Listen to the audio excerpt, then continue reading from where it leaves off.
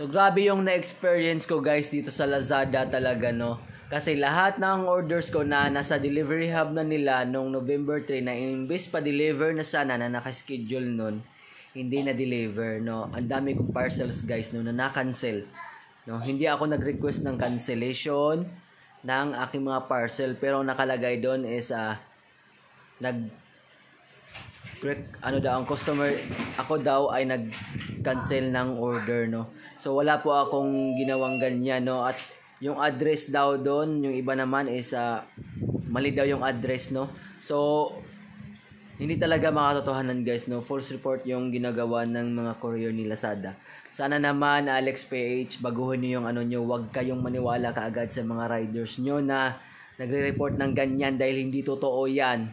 No, sana imbestigahan niyo muna, tawagan niyo muna yung customer para naman patas